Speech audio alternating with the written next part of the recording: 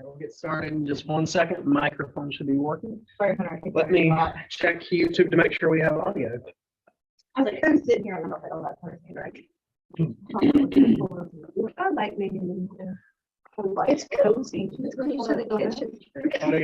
There you go. Snacks. Hey, my primary motivation is like. Yep. All right. We roll.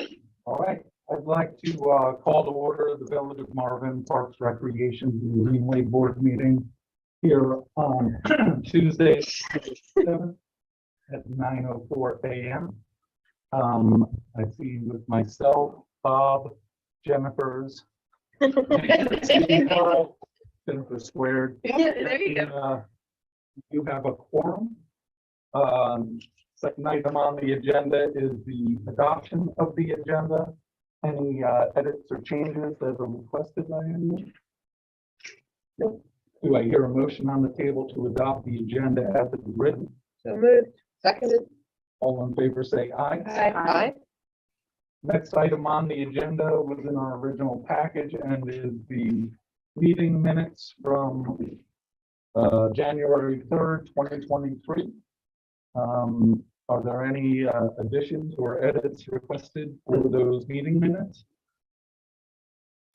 Do I hear a motion on the table to adopt the January 3rd, 2023 minutes as they are written? So moved. Seconded. All in favor say aye. Aye. Available machine. Next is public comment period. And No public, no comment. there's nobody on. No one. No, they have to be here in person now. Oh, okay, so that's changed. All right. Next item on the agenda is under B, presentations. And number 1 is Village of Marvin Land Coverage Analysis Presentation from Union County by Urban Forester Keith O'Heron. Keith. Good morning. Good morning. Hunter's pulling up as a presentation now. You just make sure we pull up and share a screen. It goes streams online.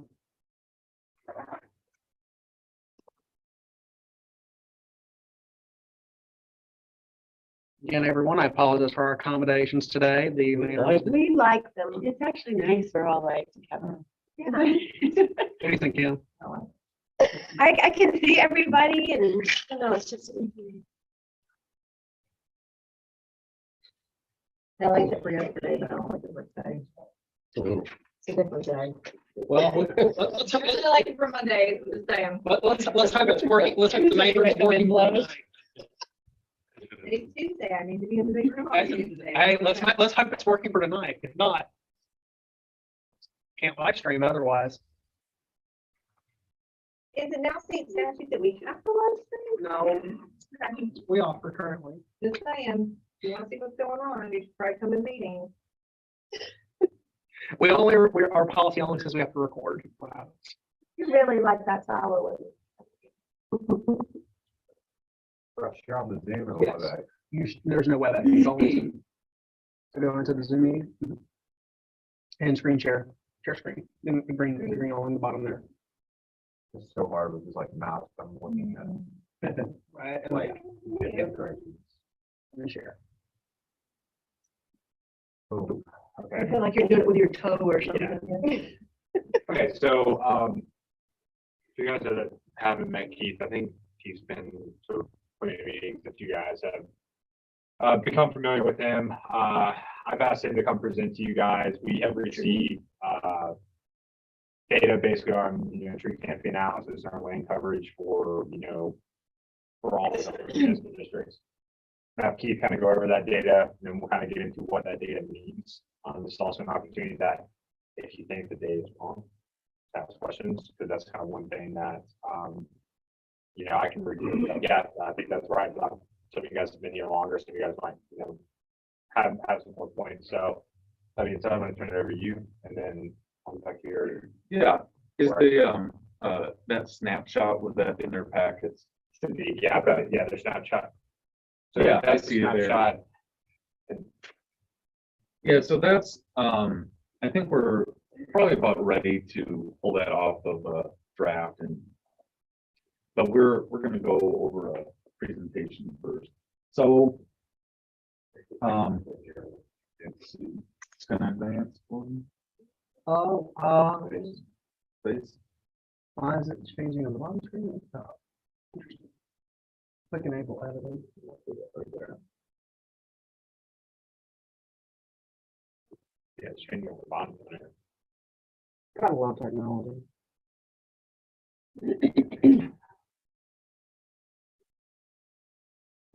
Already blew it up. Breaking everything everywhere he goes. Screen sharing.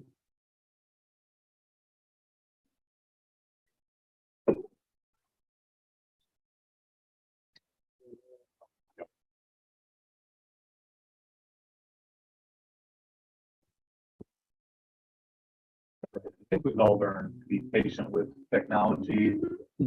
At this point, we all understand the struggle. So. The struggle, just, yeah, it is, yeah. Doesn't mean I like it.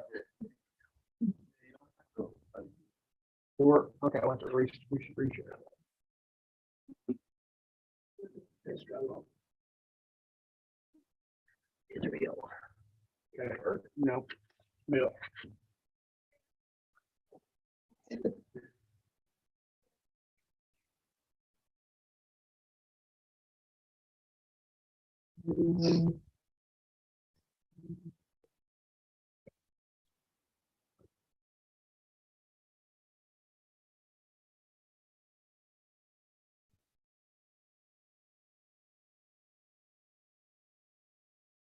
Okay. Ooh,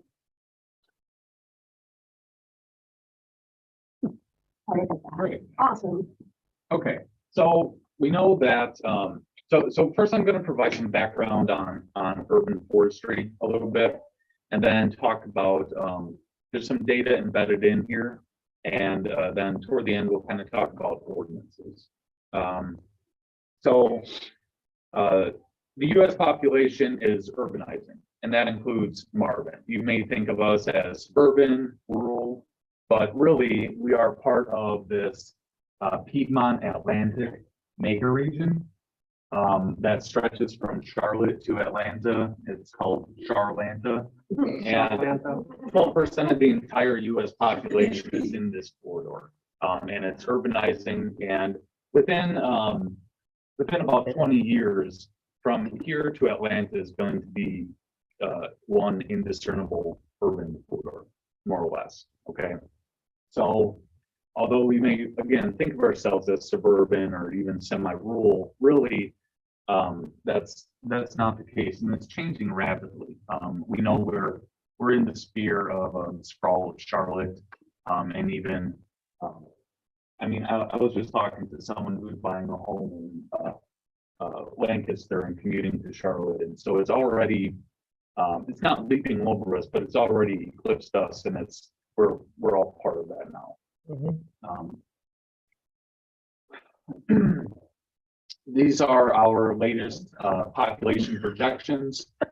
So in the last about 40 years, we've about tripled, and we're set to double again over the next 30 years. Okay, just Union County.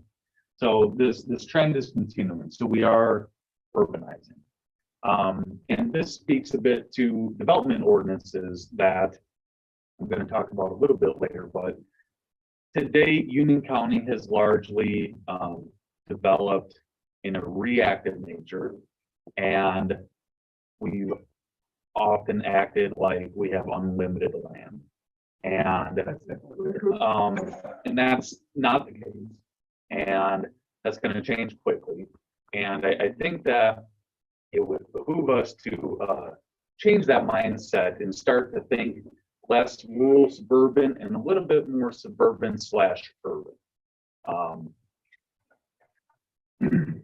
So urban, we are a bit urban, and so this is significant because this is the U.S. Forest Service chief, an organization that traditionally focuses on rural forestry, traditional forestry, producing wood as a crop for timber and wood, plywood, and paper. But he's saying urban trees are the hardest working trees in America. And so that's significant. And we often think of these beautiful scenes like here in Charlotte, but what I want to talk a little bit about is that urban trees are not just aesthetics and beautification. So there's been a lot of research on this for the last 20 years, especially over the last 10 years. We're really starting to talk a lot more about being able to, we can now successfully quantify the value of these trees and real dollar values in terms of stormwater and urban heat island reduction, air pollution reduction. But we're talking more and more about human health. So cardiac disease, heart disease, obesity and activity levels, and mental health. So again, urban trees are not just aesthetics or property value. So one of the tools that is what's called iTree, and it can quantify the trees. And on average, just looking at stormwater carbon sequestration, $1 invested returns $2.25. And so a guaranteed financial investment for you that would return, you as a municipality who thinks 20, 30, 40 years into the future and at a scale across your whole jurisdiction, I mean, that's a great benefit. And that doesn't even include simple things like shade on homes and those energy savings, or the broader urban heat island effect, which we're going to talk about. It also skips over property values, which we'll talk about real briefly, and then also mental and physical health. So the urban heat island effect is this concept that the more concentrated mass, concrete, asphalt, and steel you have, the more heat is retained. And so overnight, after the sun goes down, instead of an urban area cooling off, that heat is retained. And so, us here, somewhere in suburban residential, we are guilty of that because we have extensive road networks and long driveways and big homes with large square footage footprints. And that's a problem because it contributes to air pollution. So part of this is that we absorb more heat because there's less plants, there's less cooling, because plants do provide a natural cooling effect, not just from the actual shade, but as they transpire, they lose water vapor, which provides an air conditioning type effect. It's like sitting on a patio at a brewery with one of those fans with the misters. And as that water evaporates off you and your skin, it cools the air. So plants do the same thing. We've proven that. We know that. And we can quantify that in real dollar values. But if you're covered in concrete and asphalt, you don't have that. And there's a loss there, both in terms of cooling, but also in terms of air pollution reduction. So Charlotte does have a minor to moderate smog problem, okay? So this is a visual example of that. This is Charlotte during some peak smog. And we are close enough to Charlotte that this is relevant to us. So plant leaves capture air pollution, especially particulate matter, out of the air and basically neutralize it because it's being captured on the surface of their leaves. That keeps it from going into your lungs or being transferred into ozone, which is a human health problem, the carcinogen. And so this can be avoided through plant matter. And Marvin does have some hot spots. And so when we look at that, we see developments that do pop up, recent developments. And so older developments do show as cool. They don't show up as hot.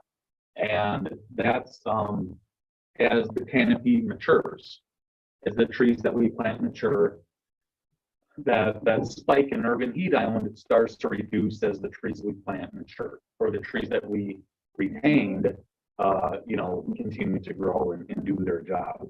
But So, there's a few takeaways from this. It's that the trees that we require developers to plant, again, are not just aesthetic. It's not for fun. There's real quantifiable value to this. So when we compare these side by side and we look at these newer developments that were scraped and there was a lack of tree retention, we can see hot spots very clearly on that. Okay, so this is showing quantifying the value of retaining trees and also planting new trees. There's a lot of value to it. It's not just aesthetics. Not Excuse me, how was this information captured? So this is 2019 data from the Trust for Public Land. And this is the data that we just purchased in September. And this is actually from 2020. So they are 1 year apart. But that's sometimes. Okay.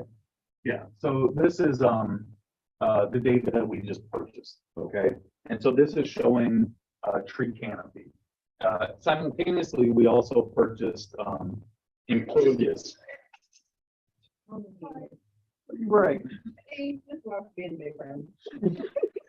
Impervious cover as well. And so we can actually look at, so we covered 6 land cover types.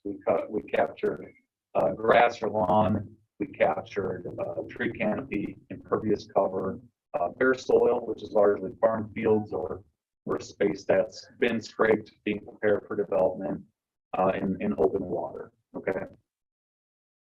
So when we look at the one to the left, right, is that being mapped statistically to those colors being the same as the colors you use for urban areas and things? Or do you put a range into just that area that you're looking at for the hot spots? But if you compared it to an urban area, are you using the same scale of temperature? Yeah. Like, is this relative to Marvin or is it relative to Charlotte. all urban areas? Yeah, would Charlotte be purple? I would have to dig into this metadata to answer that. Okay. Because that can kind of skew things. Sure, yes. That's a good question. Yeah, it could be that that's the hottest part of Marvin, but relative to Charlotte, it's not that. I'll say that this data didn't have like municipal boundaries on it. So That kind of I implies don't that think the map knows Marvin versus Charlotte. Like it's if only we had- Marvin that If we had a broader That's one, areas in Charlotte might be either a deeper color or something. apparently when. Yeah, so just zooming in further, you can really see, like, instead of a hot red, this is orange. And so what you have there is some tree retention doing its job by cooling that, right? Or there's other spots as well. This strip of trees left as a buffer, you can see is showing up here, okay? And so even though there's that tree buffer there, there's enough hot stuff on either side of asphalt and roofs and all that, and it's still not white. Like this tree area down here. Yeah, because Yeah. this is about heat, not trees necessarily. Yes, and it's as much a concentration of concrete and asphalt in homes, yeah, that it is the presence of trees. Okay. Keith, can I ask one question? Yeah. And you might get into this. And because we've had this conversation, but the difference between like a conservation subdivision and a traditional, like here in Marvin, like with the acreage and stuff, like, even though these are conservation subdivisions, what about how much I say this? Like, do you see a difference, like, even though it's more concentrated here, do you still see maybe a better tree preservation with a conservation compared to our some of our traditional older style neighborhoods? Yeah, the conservation subdivisions, I mean, so I'll say this, like, Weddington has done a lot of that, right? And they have the highest tree canopy coverage in the county as far as municipal jurisdiction goes. So at least in terms of baseline tree canopy coverage, that shows through. We haven't done an analysis yet of like conservation subdivisions versus traditional. Yeah, that's a really good question. that's something we Yeah. can and should look into. Because I'm just curious, because I'm looking at it from development, because yeah, like I see, we see the trees, but then we, as we're working through strengthening our ordinance, obviously you're not either working with HOAs or trying to have maybe some still mitigated or replanted or something, but you know, future, yeah, you see that pocket. Is there anything that we can do from a development standpoint to still maybe try to get extra trees planted within those areas? Yeah, I mean, again, it's a balance, because my job is not to prevent development from occurring, is to create the highest quality product. Correct. And to me, that means either retaining trees as much as possible, or where we can't, because that's the most efficient, or where we cannot, it means replanting, pretty robust replanting. So a little bit on health benefits, you know, so the ROI on stormwater and carbon sequestration was like $2 to 1. When we start to talk about preventing human health problems like heart disease, it's more like 1,000 to 1, which, considering the cost of healthcare, is not terribly surprising relative to the cost of trees. Trees are actually pretty cheap. So this was a study in Portland. They had 30 years of street tree planting data. They controlled for race and sex and socioeconomic status, and still the people who lived on these tree-lined streets had better human health outcomes to the tune of almost 1,000 to 1. Money invested in street trees versus the human health outcomes they saw. Another study in Northern California, Kaiser Permanente opened up their records to a researcher I know at Clemson for 5 million people. Again, they controlled for things like age and sex and race, as well as income, education, housing, and still people in green neighborhoods were saving Kaiser Permanente $375 a year in deferred costs, human health savings. Is that per person or per household? Per person, yeah, per person. And so you can read this quote, but the point is, again, they controlled for all those things, and they still found that there was this much savings. And so what do both of these have in common? Both of them were really tuning into heart disease and preventing it. And we know part of what causes heart disease is air pollution, and especially particulate matter. So the EPA talks about this. Basically, there's a direct link between air pollution and atherosclerosis, which is buildup of plaque in the arteries. That's heart disease. Okay, and by preventing air pollution from entering your lungs, we're preventing heart disease. This is a lot of information. Functionally, how does it work? It's very simple. Again, the particulate matter lands on tree leaves instead of entering your lungs. When it rains, those tree leaves are washed clean, and the air pollution goes into the soil instead of into your lungs. Okay, so it's a pretty simple mechanism, pretty simple concept. This study compared different species. They found that needle-bearing trees, the species that they compared at least were better at this than some of the deciduous trees. And that's just air pollution and heart disease. This study looked at over 200 studies that looked at a whole range of things. And so we're really just, in the last 5 years, we've really started to look at these, and it's going to continue. The data is going to get better and more robust to show that, again, trees are not just aesthetics. Another one's property value. So this study found that, this was in Cincinnati, I believe. Yeah, Cincinnati. So mature trees were 11% of the sales price of the home. That's very significant. There was another one looking at large trees and yards along the streets, 3 to 5% of the sales price of a home. The study also talked about commercial retail. And so, this is relevant across the county because we have more of this in the county than we have this, but this is the kind of thing we should be building. So for example, both Stallings and Indian Trail right now are thinking about, well, we don't have a real downtown. We want to build one. What does that look like? Well, it needs to look like this, because this is the place where people want to spend time and money with their family, right? This is the place where you stop and only you have to run here, right? You don't spend any more time here than you have.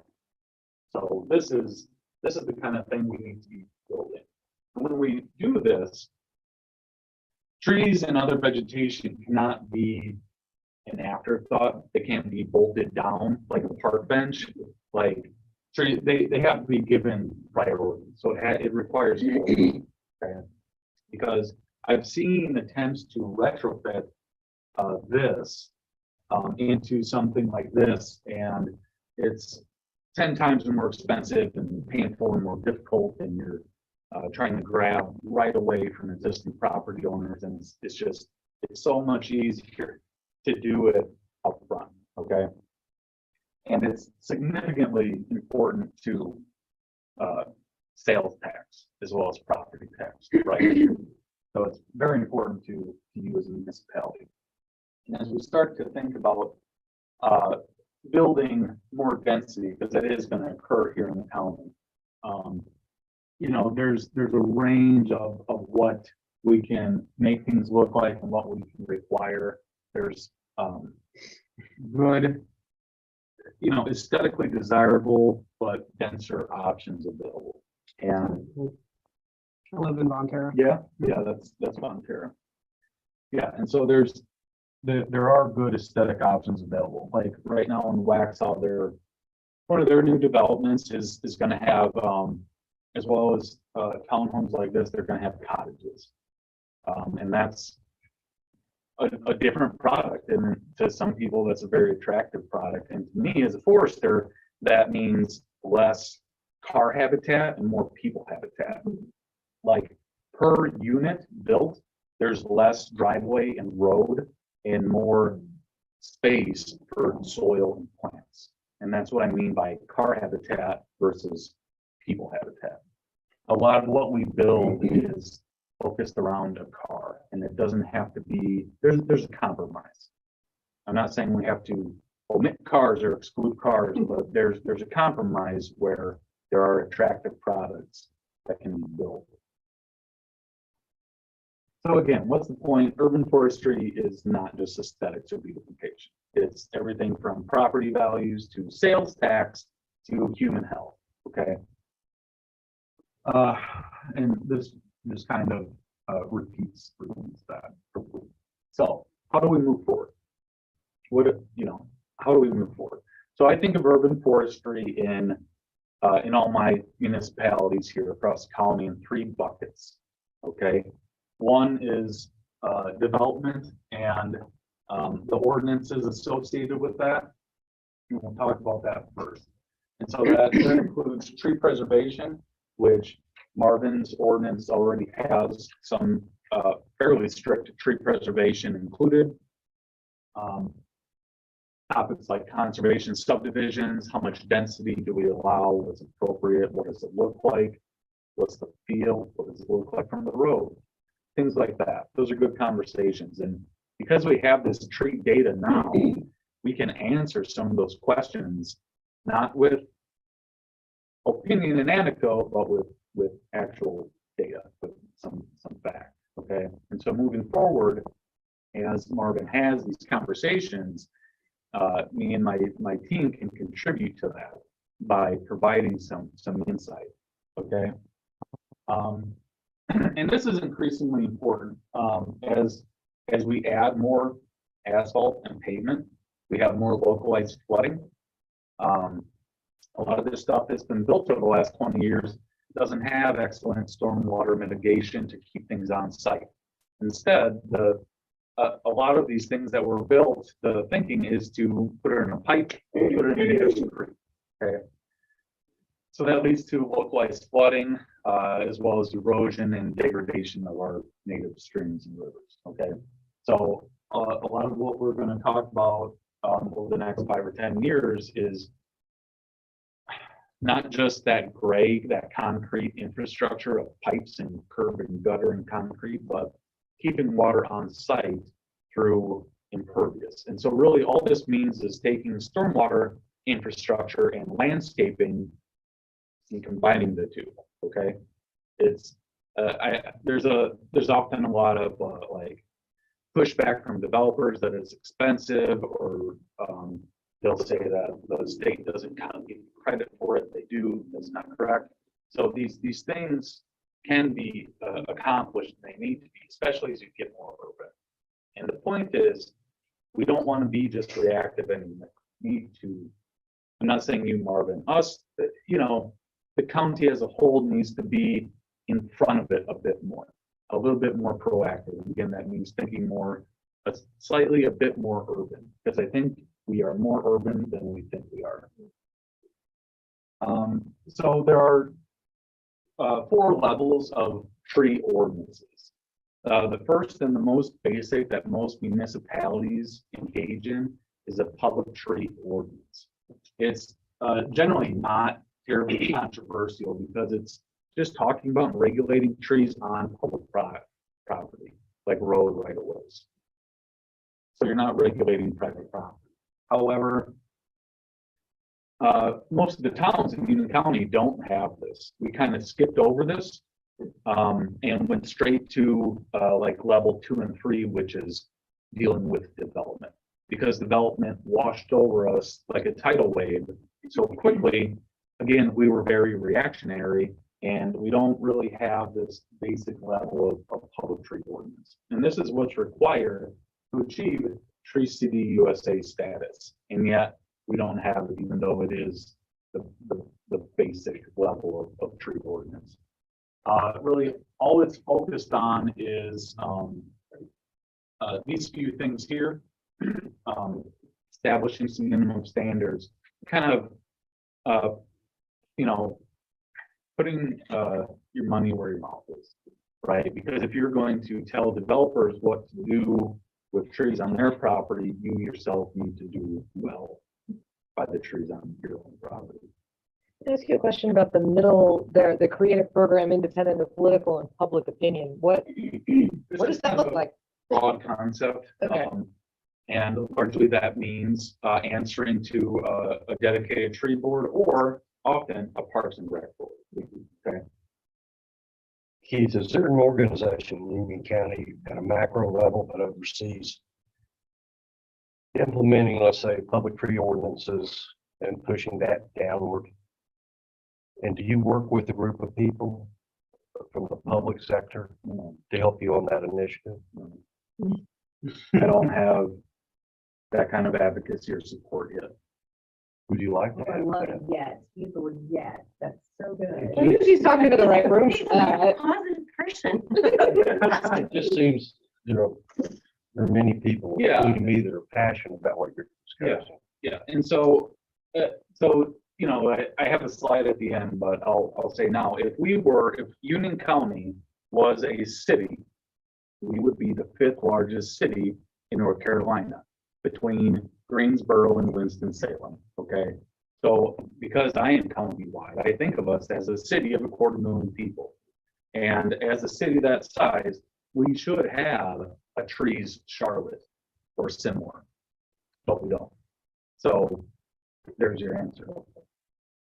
And, you know, to add to this is that, and I think I mentioned this to you guys sometime last year, is that we are working on rewriting our tree ordinance. One of our goals is to achieve Tree City USA. Or at least that's a staff level goal, I think, presented to you guys in council there, where they're on board with it.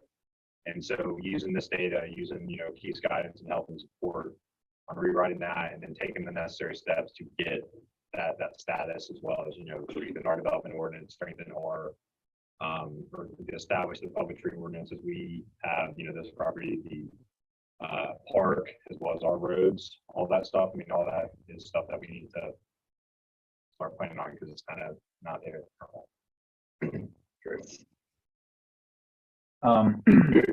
So ordinance level 2 is landscaping and buffering, which also is usually not terribly controversial because this is generally outside of the building envelope, right?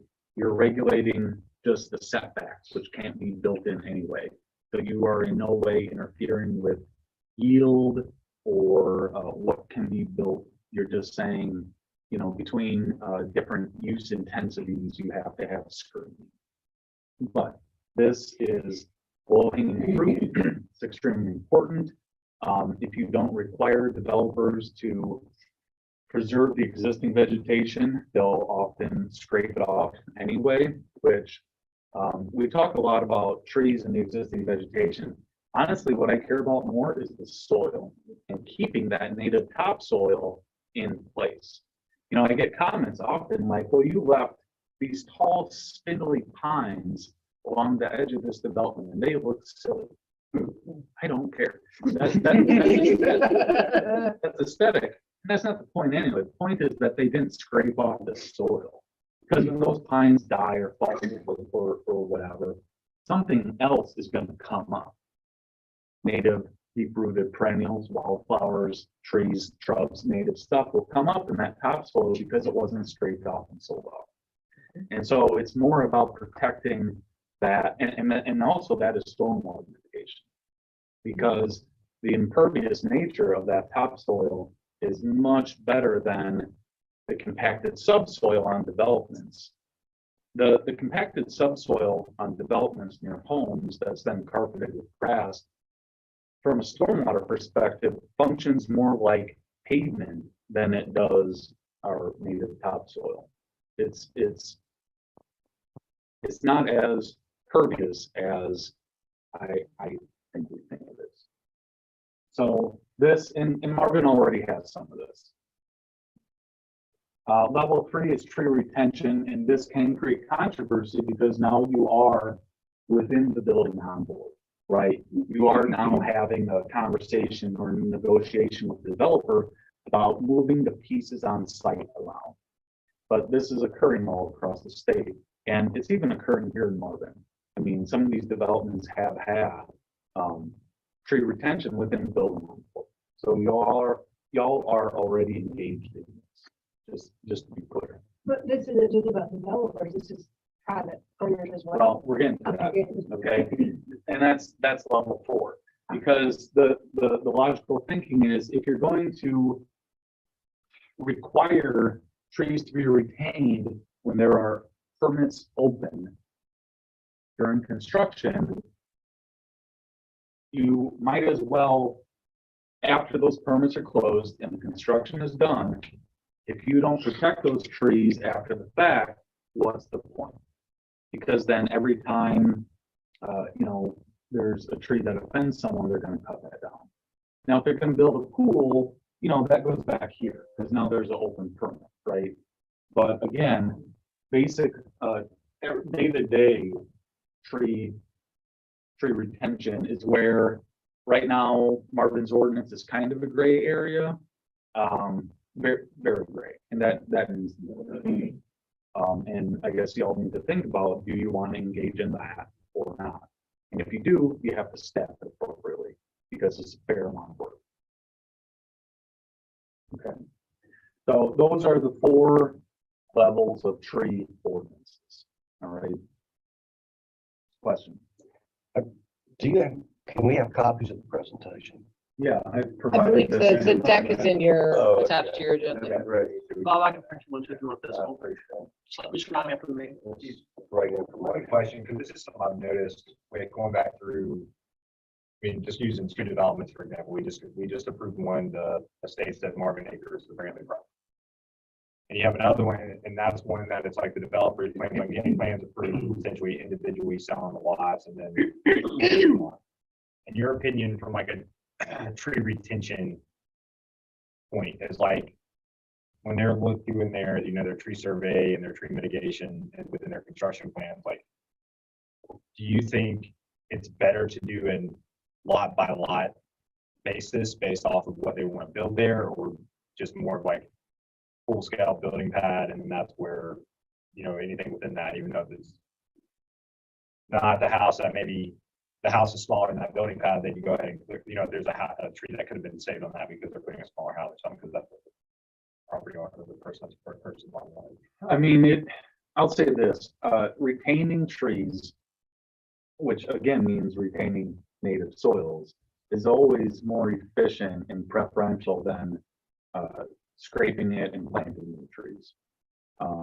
So I guess whatever it takes to retain within reason, to retain as much as we can trees and soil, that would be my preference. So if that means lot by lot, then that's what I would recommend. If they're going to sell off individual lots to individual homes instead of one builder doing all 80 units. Or Yeah, whatever. because because the way our ordinance is set up now is basically, especially from a conservation standpoint, is like if you have a track loader come in, it's like, you know, don't tell them, brothers, whoever, like, they're gonna probably clear everything within their kind of building footprint overall and replant, just because it's a full scale grading, tree removal plan, tree mitigation, all wrapped into the whole development. Right.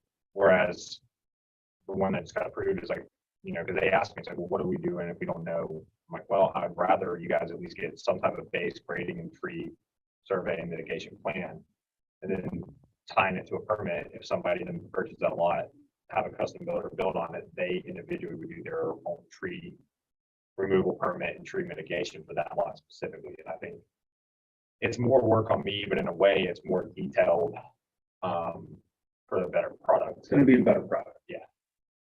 Otherwise, it's just mass scrape. Yeah. And that's all going to be scrape. So, you know, like I was saying, a lot of this is about stormwater as well. And so we talk about tree retention, and I'm a tree guy and trees are really important. But again, a lot of this to me, as we urbanize, a lot of these watersheds are overwhelmed or are going to become overwhelmed. And so these kinds of events could become more common, all right?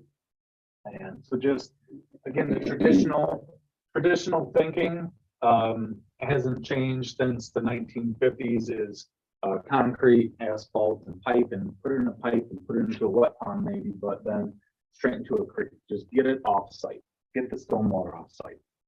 And that is 1950s thinking. And it still has a place, but it needs to be combined with the green infrastructure, which means keeping pervious high quality soils on site and keeping as much stormwater on site as possible. And again, this can simply be thought of as combining landscaping and tree retention with traditional stormwater management. Okay. And, you know, to summarize it, it's more of a embracing the natural process as opposed to this collection, concentration, and discharge, and shoveling it offsite as quickly as possible.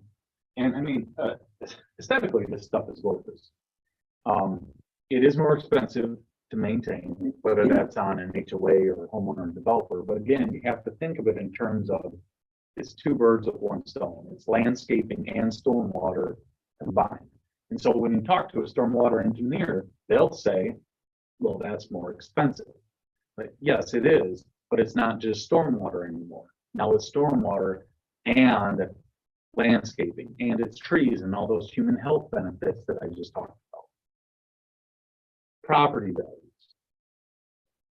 You can imagine if you live on streets like this, the difference in your the look and feel. Okay.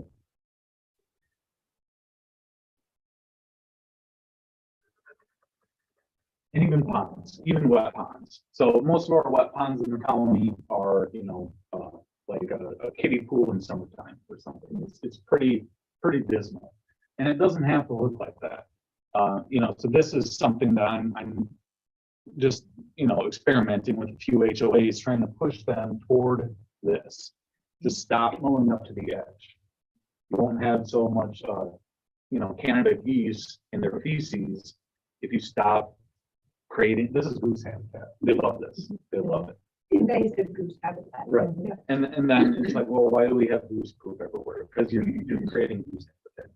So just stop moving up to the edge.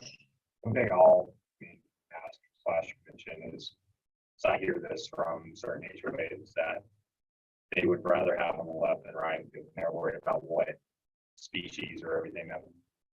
Yeah, I hear it too. Right. Yeah, snakes. And that's just like, Everyone talks about snakes. Yeah.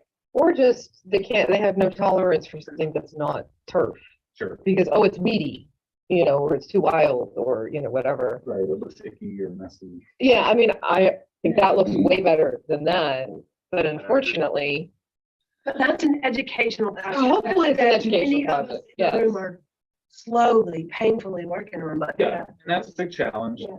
And I'll say as well, if you install it like this, then you just run with it. And well, yeah, if it's installed and you can control sort of, at least initially, sort of the aesthetics of it, then maybe you kind of get over that hump of, it's just weeds. Yeah, if you go from here to there and you were living, Yeah, you would be like, oh, that's nice, all those rushes and there's a little bit of order there. 'Cause, so yeah. before the meeting, we were talking, I'm working with an HOA who's spending over $115,000 a year on mowing.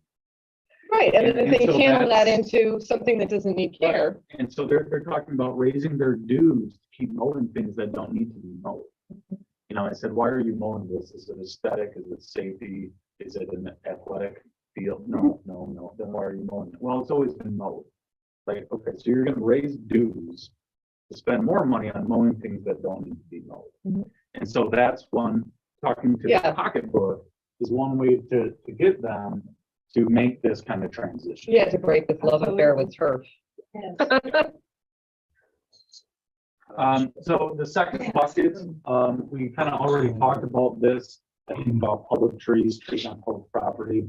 I already had a slide about what that ordinance looks like, why it's important. And then the third is, reforestation, or really retrofitting, which is the most challenging.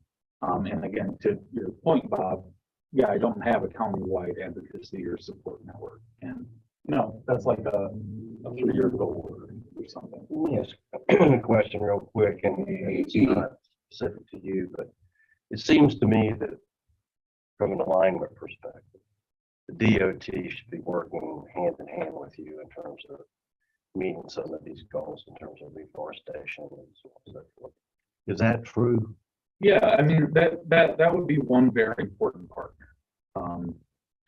I mean, they have some programming, they're a huge organization, and they're underfunded. I mean, they got slashed about 10 years ago from by 25%, from like 13,000 staff to 10, and they're still operating that way. We're still operating with like a 10,000 employee DOT, and so they're not easy to work with as a result. For example, I've started a conversation with one more progressive work group within the DOT who's helping me look at street trees. Because when we build things by NCDOT standards in unincorporated Union County, street trees are intentionally omitted. And the street trees actually end up in the front yards, which means we're not shading streets at all, because DOT doesn't want the maintenance liability. And they also have a highway safety mentality applied to residential streets. So they think that a car going down the road at 25 miles an hour hits a tree and everyone's going to die. And that's a highway safety mentality. And it's not accurate for a 25-mile-an-hour street, but they still apply that because they are a huge, bureaucracy. And they are set up and built for building highways. And them dealing with residential streets is not really their mentality. That's not their mentality. And our ordinance is the same way because of that. Yeah, Because Union County is as well. Like, we built our ordinance to accommodate them. And that's not ideal. Like, we should have street trees. Cities suburban areas even have street trees to shade the street and to shade sidewalks for walkability. All street trees, like, yes, we require a quote unquote street tree to be planted on new developed lots every either 40 or 50 feet. But it's on private property. It's actually, it's not in the right of way. And yes, now that we are in the street business and we take over the streets and stuff, it's just something that's never got updated. But could it be? Yeah, it could. And it definitely, I mean, that's something that's going to be in the It ordinance. seems like low hanging fruit. But it's the only downside of that is we're almost built out.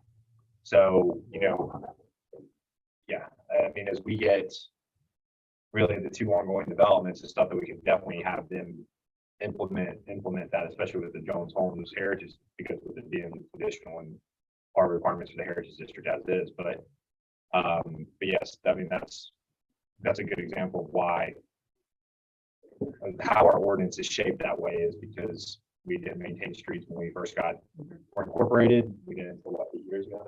But it And goes back to what Keith said earlier, if the municipality kind of sets the tone, if you will, and leads by example, I mean, I know that's low wishful thinking, but that might allow then others to come in behind and say, hey, we did it, nobody died, we're so good. You can too, yeah, keep one within. other question, like, I mean, you know, now that we do, we kind of talked about this, like now that we do maintain streets in certain developments. Yeah. Is there a program and or what are your thoughts? Like, I mean, obviously it'd be village funded, but like if we came into certain of those developments and maybe planted street trees along right of ways. So that could either be, like HOA by HOA, or if it's in the right of way, I mean, you want to think about, you know, is a homeowner going to take that voluntarily, or do you want to just apply it? I mean, either way, if it's in the right of way, it would be your maintenance liability. But again, trying to retrofit things is a challenge. So they'll say, well, that's not the look I wanted from the street. Yeah, and I think you run into a couple of other things as well, which is trying to establish trees in a grassy area between a sidewalk and a curb is going to be quite a bit more difficult. And then also the homeowners or HOAs are going to have concerns about the roots that are going to be going out and potentially affecting the sidewalks. Yeah, the species would have to be, So trying to retrofit it. Yeah, Magnolia. You have to put a lot of thought on it. And just, you know, forcing it on people that probably won't go well. I mean, in my last job, that is what we did, but that we had a 55-year-old program, and that was a very different situation. That was a much more urban environment. We're working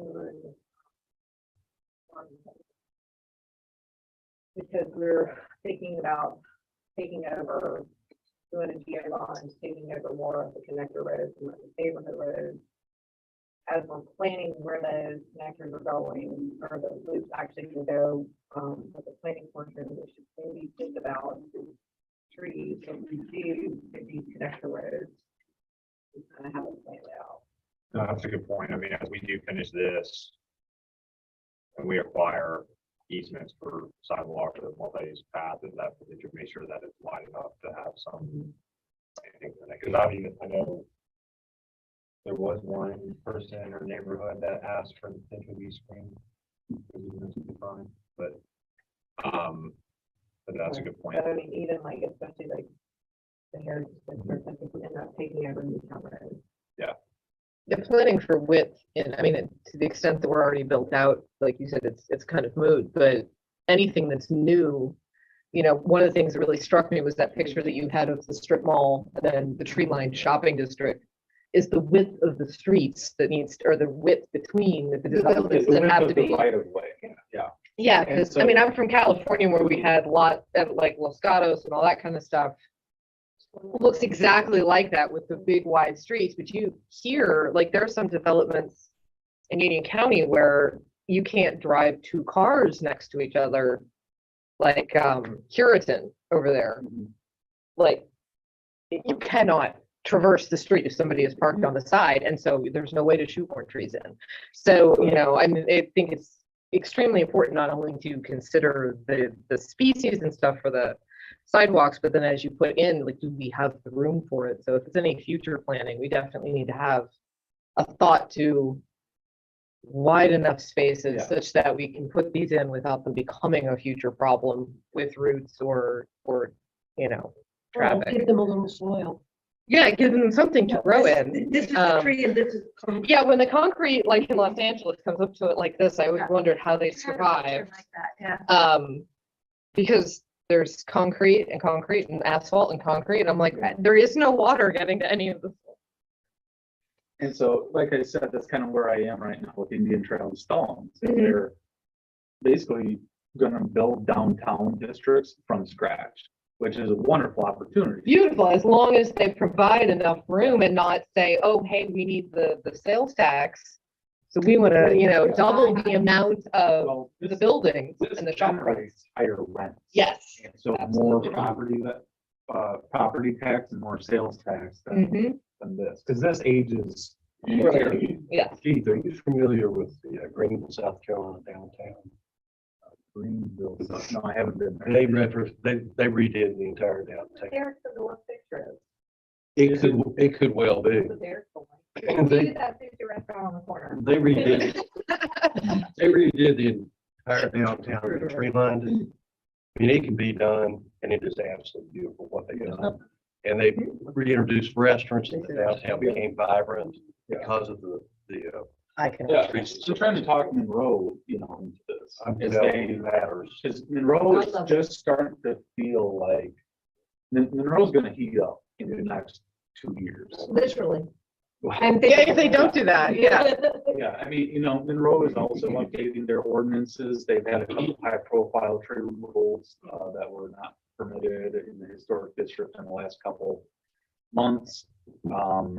They're starting to feel, the historic district is really starting to feel some development pressure. And so I'm saying, okay, then now is the time to get in front of that. Don't wait any longer. And as you consider your retail district in downtown Monroe, it needs to look like this. Mhm. This is property tax and sales tax. Mhm. This is. a concrete- Tattoos. Yeah, That's what that's. that is. Crime, drugs, Tattoos and, everything. they're toxic tattoos. That's where you get them. So. That's where you get your. Yes. It's payday lending, it's scam. I mean, it's not- So I've taken up a lot of time. It's a great presentation. Any other thoughts or questions? I do have just a question. Is it too late? Is Union County, because we've been reactive for so long and municipalities have operated as silos? And I feel like the whole county for as long as I've lived here has been very fragmented. Everybody's out to do what's best for them, what's not I best agree for with the that. county. And also not only that, but the government itself and how we've handled storm drainage and runoff. I mean, nobody wants to take responsibility, and everything that's been done so far, like just in my yard alone, I have a creek that was dug by the Army Corps of Engineers. Totally wrong how they went about it.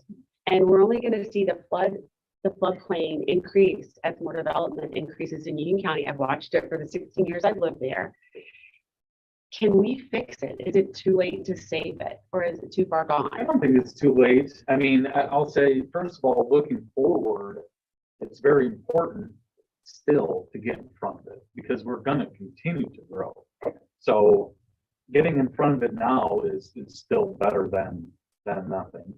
And I don't think it's too late. I mean, when, you look at that snapshot, Marvin is somewhere around 50% tree canopy. That's really healthy. I mean, that's healthy. And so as Marvin approaches being built out, that's why that level 4 of tree ordinance is about retaining what you have, even day to day. And so we need to both have, strict tree preservation ordinance during development, but also, again, kind of flip our mindset from suburban or rural where we have unlimited land to an urban mindset where what your neighbor does affect you and the flooding in your yard and how hot your house gets. And so that's turning up that ordinance a little bit. Yeah, because ours, as Keith knows this, I've probably preached it many times, is very gray. Like as in, it's there, but the actual enforceable means or what actually is like, because it reads basically like a tree removal permit is required if you're removing a tree over 12 dBH or canopy tree over 12, and I think others were under 14.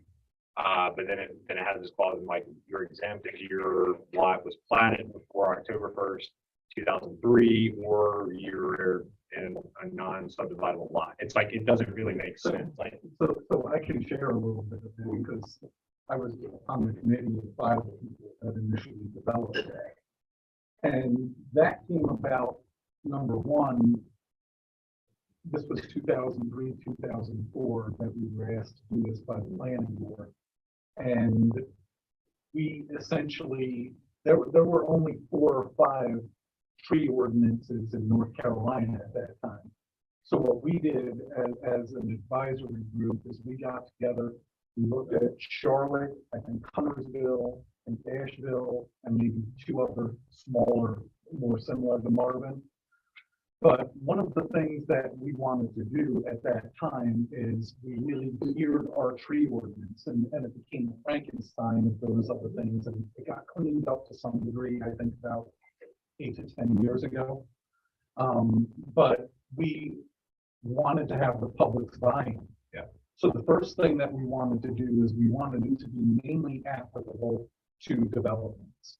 And that's why. that's what we kind of determined. Yeah, and we specifically didn't want to have individual property owners of, you know, regular already developed lots to have to go get a tree permit just to cut one tree down. Yeah. So that's why that was kind of done. Then secondly, we had some unique developments like mine, Providence Estates and Valhalla, who were typically 5 acres or more.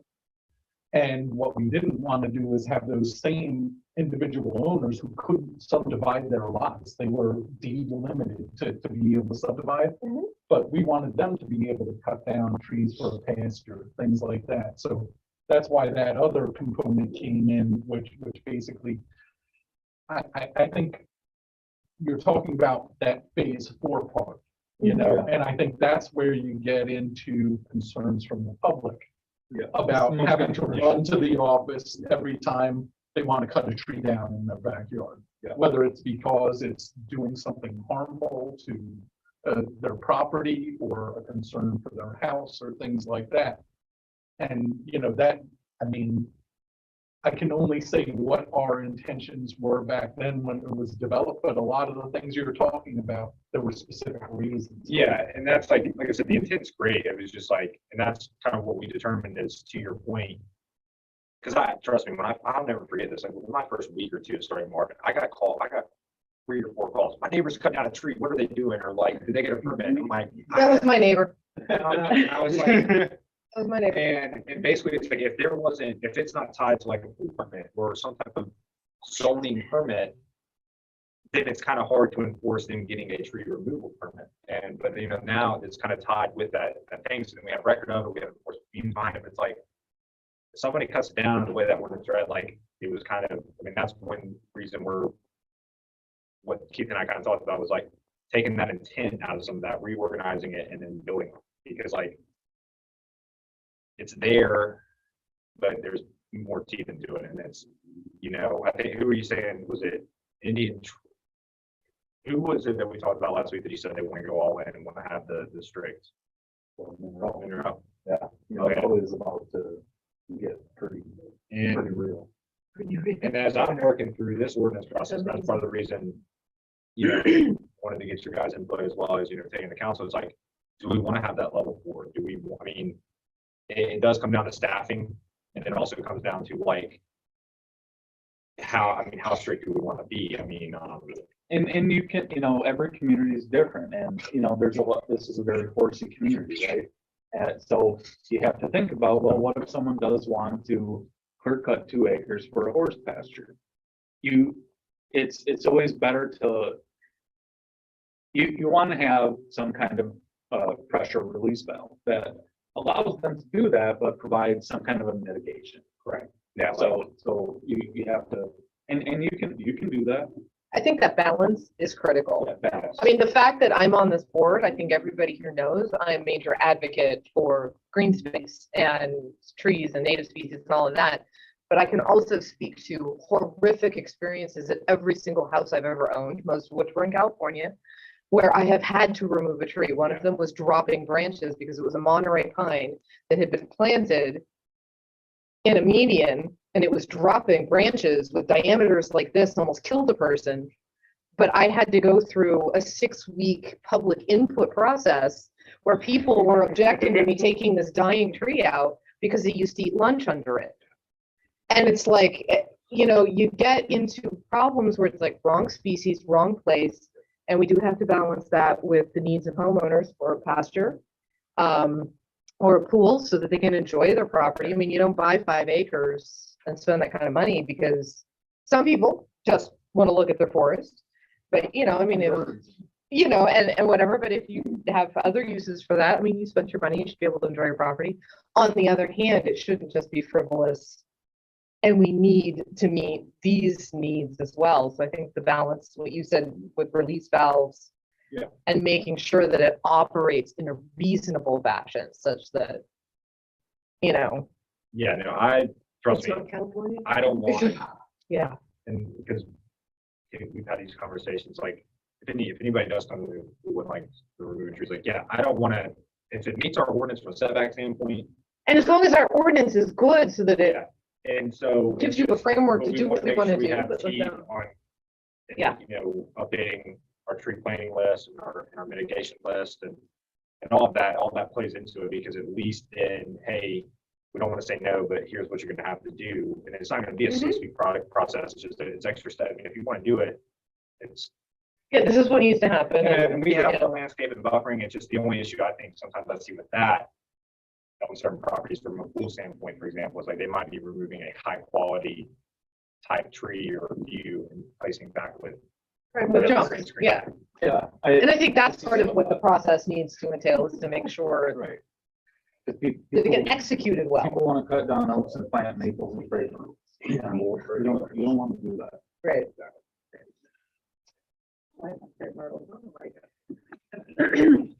They don't, they're very pretty. You've got a pretty cool agenda. Really? Yeah, Yeah, I'm like, I think it really is a lot we to got another kind of meeting think in about, so. 48 yeah. minutes, so we got a lot to cover. Thank you so much. Keith, Really appreciate all Yes, your sir. I got a few minutes. All right, the next item on the agenda is C. Update on Marvin Day planning. How that could be a benefit. Thank you. Not sure if that's you. It's under the public facility managers. Is that you, Austin? So Kim asked that this be added to the agenda, so this is where it lives. Yes. Oh, that's right. You had asked that we have a standing update to this group, I believe, on Marvin Day planning. Yeah. So, yeah, it's going well. Okay, Um, well, no, because I mean, this group was the one who was in charge of it last year. And Yes. Not that we don't, you know. Well, and all of us are serving on committees or working groups. We still need help, just because this group isn't the one who's doing it all, we still need and want assistance, input, et cetera.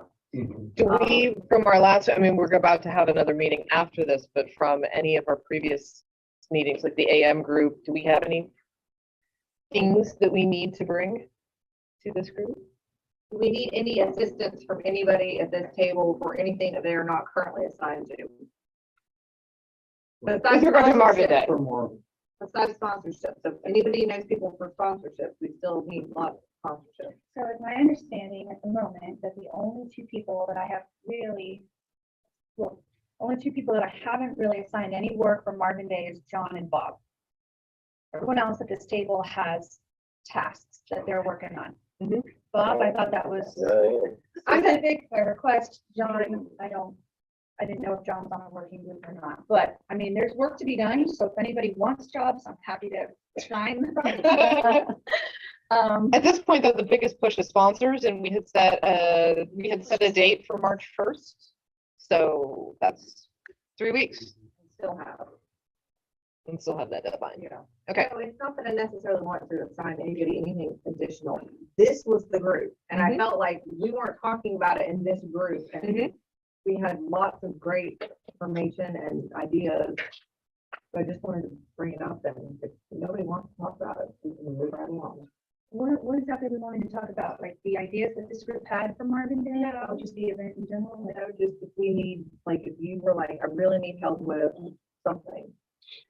I mean, I'm definitely gonna want help day of, like, for sure. I'm gonna want boots on the ground. People like, where do you need me? I'm here all day to help. That's for sure. Other than that, sponsorships would be I was gonna great. say, I think sponsorships is the biggest pressing I'm one just right giving now. you an opportunity to be like, take this off my plate. Yeah. No, okay. No, I mean, you're just gonna have to give me a minute to think about what would be the right thing to take off my plate and give off, like, for instance, like Derek might want help kind of figuring out Ugh, where a everything good goes. layout for the park. I don't have time to be involved in that, so maybe he wants help with somebody at this table, or maybe he's just gonna work with Hunter. I don't know. But I feel like there's things like that that logistically we might be able to get some help with, but sometimes too many cooks in the kitchen makes it a little bit more complicated anyway, so. So if there's nothing that like is jumping out at you, which is totally fine.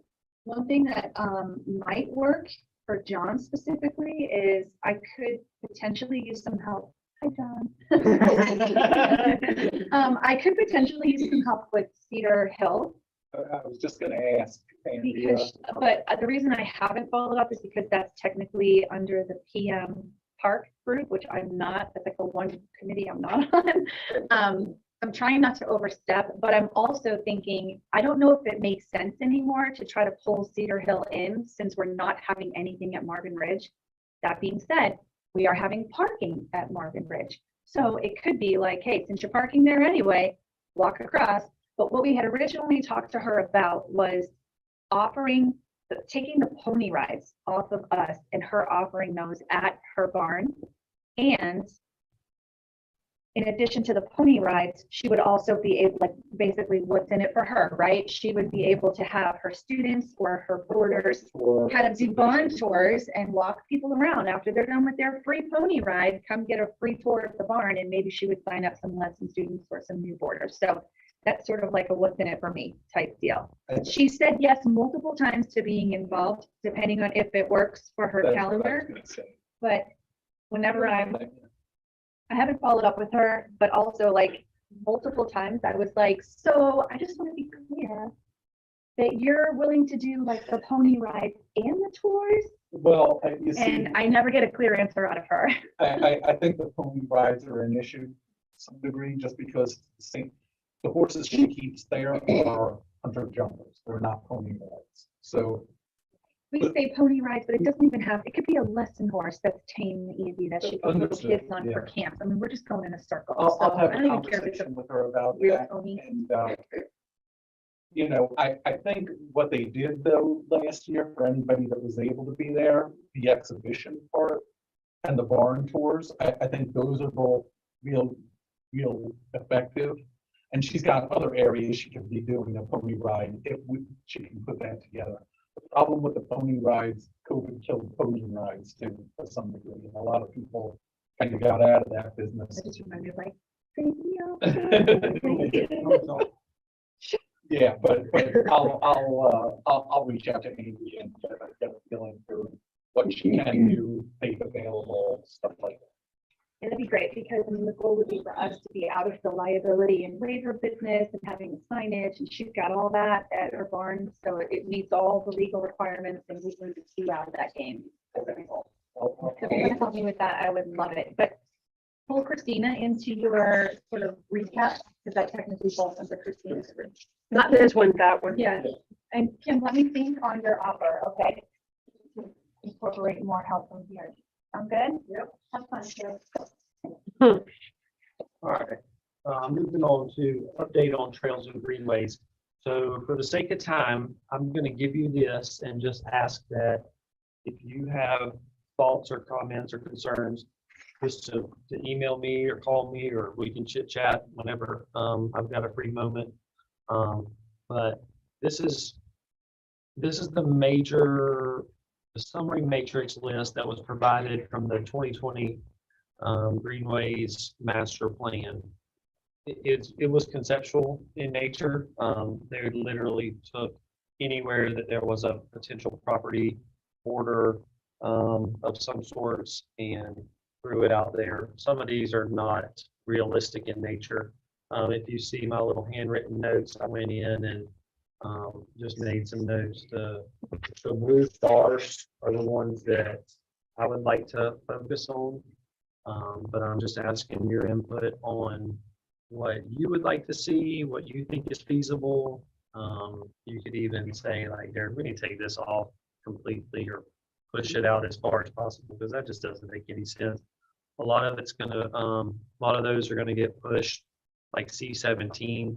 That's gonna be whenever DOT decides to widen Providence Road, and I'd love to see S2, you know, with the new development coming in there. But you know, finding that connector piece, something I'll have to work with Hunter on.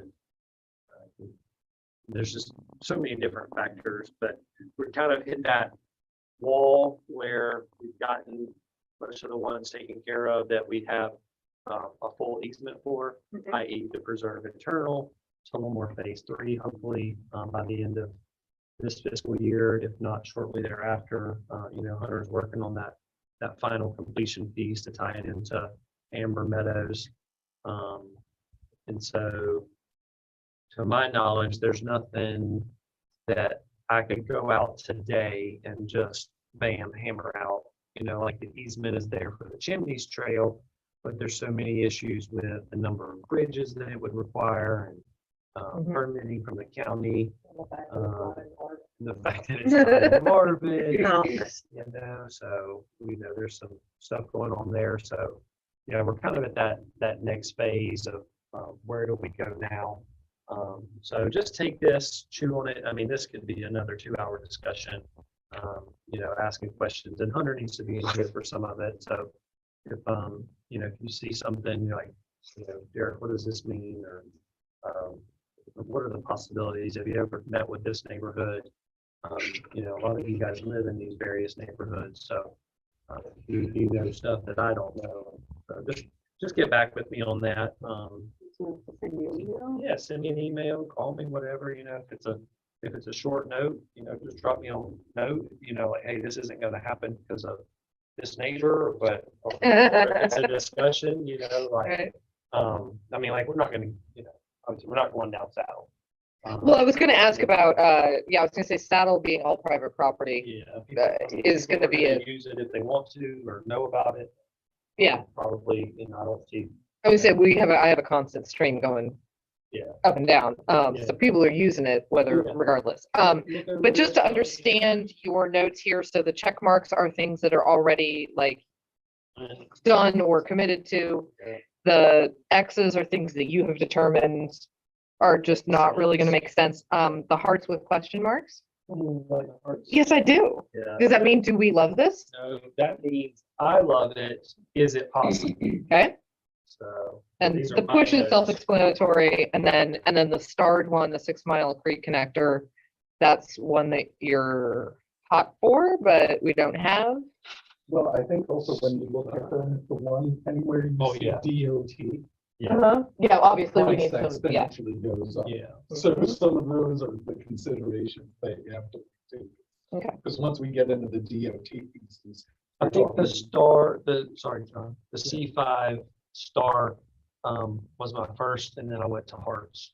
after Okay. that. Okay. Yeah, I was just thinking, giving feedback, it just depends on, you know. Yeah.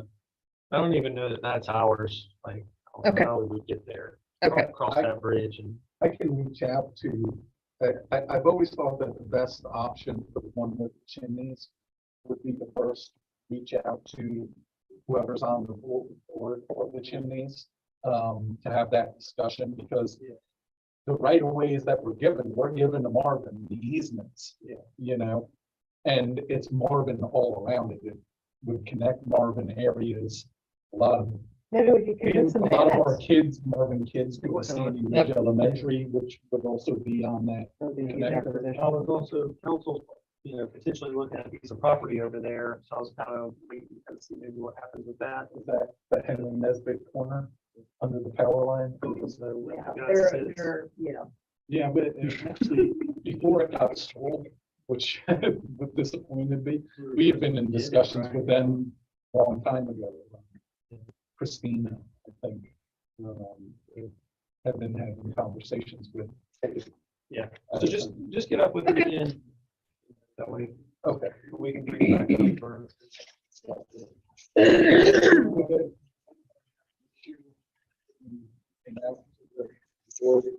About that, just. why doesn't Austin's been talking to somebody over at the city, and they are interested in possibly annexing, and you're trying to get a meeting set up with their HOA board. Well, I think it's 11. I would encourage you to reach out just because, last year they asked us to reach out in the new year because they were having a new board, a new president for the HOA. I have not heard back from them. I need to follow up again, but I don't think it If you would. know anybody over there, I think it's fine, but I just want to let you know that Austin has been in conversation. Well, there was also on kind of the backside where it goes and then starts to cut back to Sandy Ridge. There was somebody that Joe knew personally that had one of the homes that cleared all the way down to that creek that would be most effective. And he had one time had offered to broker a conversation, because if somebody was to throw up their hands within, and I don't even know, this was 4 or 5 years ago, so I don't know if that person lives here, but I remember Joe specifically knew that. I love this idea. Yeah, no, I mean, yeah, but I know that Wayne also knows a couple people that live in there that are very interested in It's on that annexing. creek in the backside. Okay. If we're gonna, honestly, if we're gonna have frequent discussions with them and get this rolling, I'm all for more people helping. Yeah, Helping and get people on it board. may be John, Joe, Wayne, kind of the three of you guys often, Yeah. put together a plan and like pull some people. So why don't you talk to We'll get, John we'll about get a this? group together. Yeah, and see if we can do that, because I mean, we would love to have.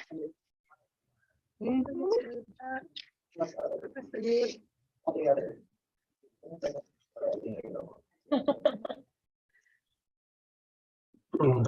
Yeah. but I- Yeah, oh, yeah. I mean, but I would like to have this. It's unfinished business, number 1, discussion of parks master plan, site specific plan.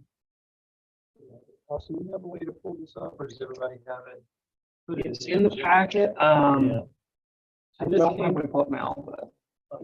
As you know, McAdams has been presenting some different conceptual ideas. They came to the council retreat on January 19th. And, after discussion, councils gave them direction to pursue a site-specific plan for potential park here. It was originally thought of as maybe like a farmer's market, but, Marvin Heritage District Park, it went through some revisions and it came back to this. So there is not a farmer's market structure, but it is a pretty cool potential design. Parking was a major issue. If we did do a farmer's market, where do we park everyone? This is more of an amphitheater / open green space concept. Some of the neat features are off the back of the existing parking lot. There's a grass driveway per se that would bring you up to the back of the amphitheater. And it would, allow for drop off and access. The open green space could double as a potential farmer's market, with just tent setup. So kind of a neat concept there. It did preserve the three heritage oaks. That was a big request, by council, ties into the, the current trails and future trail systems. And let's see what else. Oh, and it could be phased in. So if we can't afford the, the price tag of the whole thing initially, then we can phase it in with, maybe we start with the green space and just an electrical hookup in the amphitheater site, and then, maybe that structure is phase 2. It could also, the back of the amphitheater could double as some potential storage or lawn maintenance equipment. That was a need that, we had requested, council pushed back, kind of waiting on to see what would happen with this property. Some BMP questions are still out there. They've suggested the front of the property along the road, but there's 2 giant trees that are right there. So I think there's some discussions going to be had there. We're coming in tonight to Yeah. discuss. Just understanding this lot, so to the left boundary line, right? Is that property that Lanny had bought with Mark Curtis? Okay, so this includes the smaller lot that No, was. that's right here. Yeah, that's right Okay, there. so we still do have village property in that little corner Yeah, as but well. It's like not a really quarter used. acre, I think. It's terrible. Very. It's a drainage ditch. And then the rest of that property is the property that Lanny Evenshaw. I think The only good thing that little curve and acre. This is that the our roundabout is gonna be good for. Is the fourth leg of the roundabout. this is our current, this is the parking lot. There you go. And this is Village Hall, and this is like where we enter So- Village Hall. This right here So this is is that back door. It's gonna be next to this property here with this entrance off of the parking lot out front. So you would go to the parking lot out front, come this way, and then you'd be facing the road out there. Yeah, it took me a minute to get oriented to this one. Yeah. Parking for any things that happen in this grassy space. It looks like this could be an event space, small event. Would just be the Village Hall parking lot. Is it adequate? What? Walkable is. Yeah. It's not walkable for many guys, come on. Well, I say, I mean, with elderly parents, I constantly hear about. I mean, I wouldn't walk on Newtown from my house. I could walk here anytime. There's no way. We're talking about future. I get that. Yeah. So our other option was we were going to do a farmer's market, that the majority of that, what you see up there, would have been a Parking lot. So, would you guys rather have green space and we'll figure out parking as this goes on, or do you want us to put a parking lot in there? Because the only other option we have is to put a parking lot in there. You mean where those, behind the amphitheater there? No, that entire space would have been a parking lot. Say it. Say Talking it. about the- There's always the option to do nothing. Talking about the area behind the amphitheater. Section of- Counter. Yeah, Yeah, there's always the option to do nothing. We also have a grant for $500,000, so we have to do something here. That we got from the state. Does it have to Be used, well, it's supposed to be used here. Oh, that's right. At Village So Hall if this property. were farmer's market, State money. this would be parking lot? State money, not the grant money. It, So No, can, it was the it would actually whole turn thing. up, yeah. So this, we don't even that big of a market. Maybe it was balance to be struck. it was all of this. Just up on, just a little bit, We're doing it? just up a little bit. I can see, no, by the way. So you can Okay, see no, the- no, go back. Keep on just a little We're bit. shrinking. Yeah, just make it smaller. Sorry, Okay, stop. I'm monkey. Stop, okay. we were gonna put the farmer's market back here in this corner. We were gonna have like a green space here, but we're gonna have to build a retaining wall. This whole section here was gonna be the parking lot. And it was gonna take out the heritage trees. Okay, so what I'm seeing, like, I mean, personally, I love this green space. And I love the idea that if we did a farmer's market, because you only do those in the summer, and most of the farmer's markets I've ever attended are not built out, they're tents. The vendors just bring their tents. And they could set this up on the grass. The only trick is that if you had people attending that, yes, some would walk, but a small amount of parking. So is there a way to provide some additional parking for Village Hall, especially because we also talked about needing more parking for Village Hall for events here. Yeah, so we're talking about extending parking here. Okay, out front. So we can come this way towards Marvin Road at additional parking. Now, we are in, now you have to remember that this is for like long-term stuff, right? So at some point, hopefully the Heritage District will be established. So we are hoping that you are gonna have really nice sidewalks that you can walk from your house, and I'm gonna be able to walk from my house, and I can actually come up through the back and come through and preserve at some point. But this property over here may develop at some point, and they would have a parking lot. And you could utilize that. There may be something that happens over here that we are having conversations with, and there could be parking there.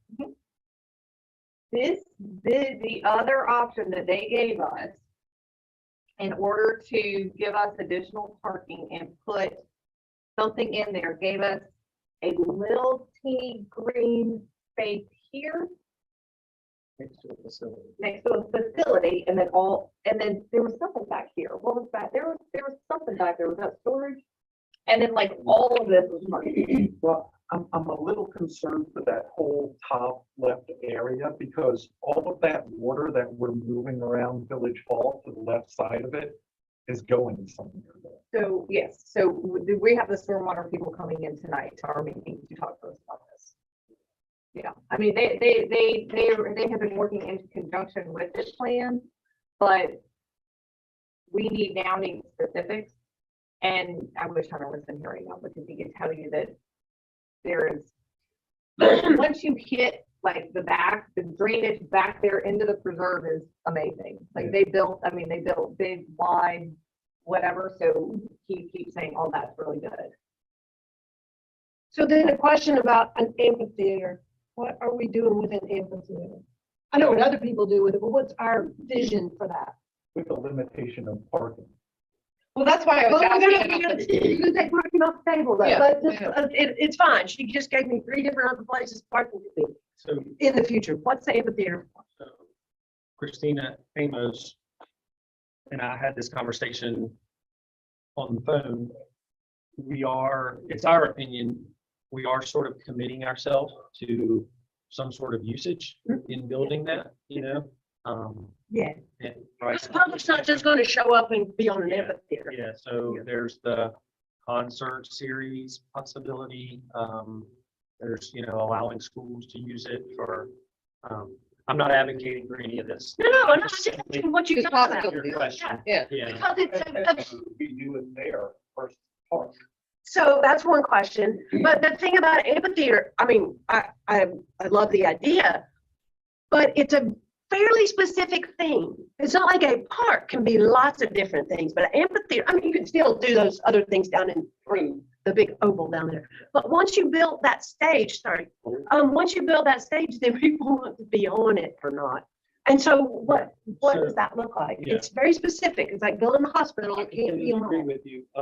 I took a look at Harrisburg's similar park, and all they have is an electrical stub, Okay. and Yeah, then if they want the stage, they bring the stage in Okay. and plug it in. Otherwise, it is just a green space. Okay. that- Yeah, because we're talking about it, the other picture there, if that's what they were intending, was the seating was grass. Yeah. But then to the flip side, you look at Matthews Stumptown. Yeah, It's part of festivals and ongoing things. But it doesn't say you can't use the 03, 02, and 1 area. It does, while it's just You could have a picnic out, Yeah, out there. yoga, frisbee demonstration, pop-up.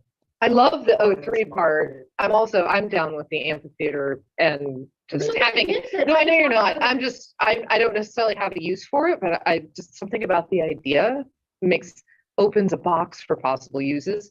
And I like it. You mentioned, should we have it here or at the park? And whatever use it would have speaks to me that it might be in conjunction with village hall-ish type things. So having it next door, lectures. It could also be. Well, that's the best, because it's loud. Where No, that's better. like I said, we phase. Phase it in. You got noise ordinance If we issues. decide in 5 years, this, Bad, I probably. think we need We that. don't need it, right? Then we just scrap that part. So long-term planning is, this is what we're trying to do. And in that planning, the village is planning on hiring a programmer. Somebody to work with park space, to work with our events, to work with stuff that we have here.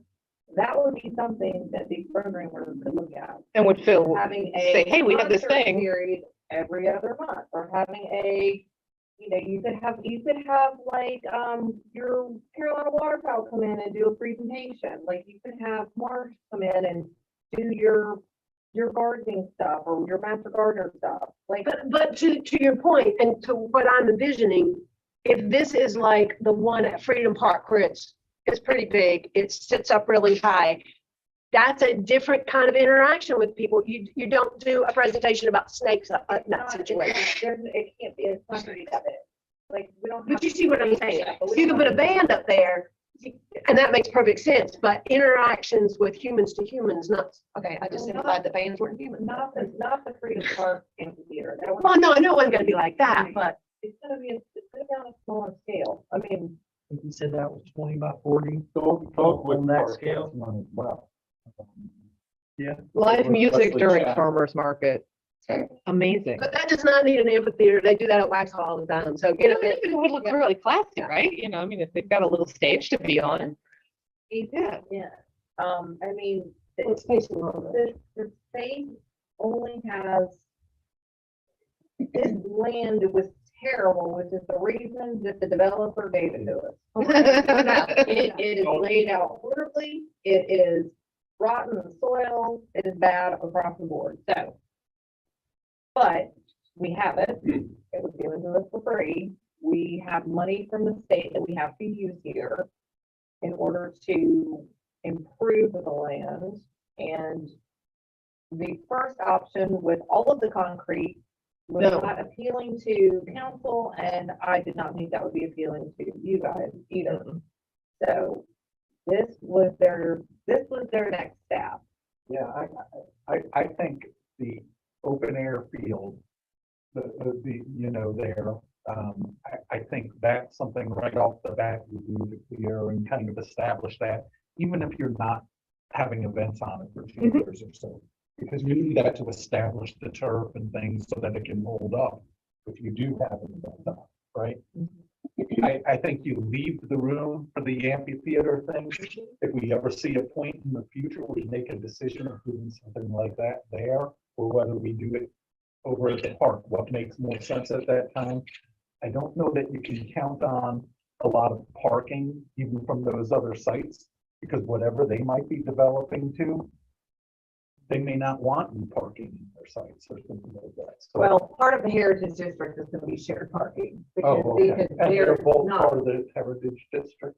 Yeah, including it's- one up top. You'd have to figure out how to cross the street. yeah, but here, like they're. Oh, the part, yes, the adjacent part, yeah. is heritage. Qualifies for the 500,000. What are the minimum requirements? What are the What is the state? requirements to get the 500? Explain what is land improvement? What defines? It was my understanding that it's for a park on the village hall property in the heritage district area. So a park could be a garden.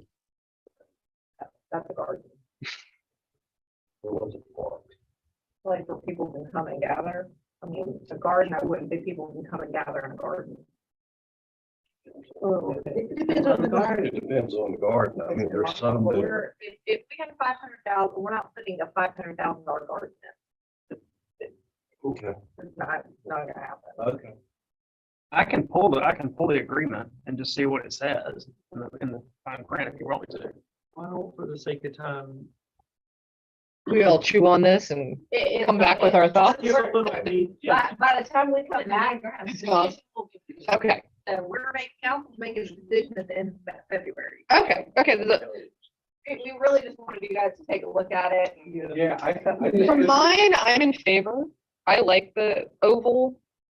I mean, I think the landscaping around it needs to be done well so that it's, that could be sort of more garden-like, but I really like adjacent to Village Hall, the idea of an open meeting space that we could use for all kinds of purposes, whether it's entertainment or farmers markets or whatever. My only concern, Rinsed out and a class. yes, you could do Tai Chi out there, whatever they want to do. My only concern about it is, of course, until this whole area is like walkable, or for people who don't walk on paths because some of the paths are shale or not accessible, that there's adequate parking in the long term.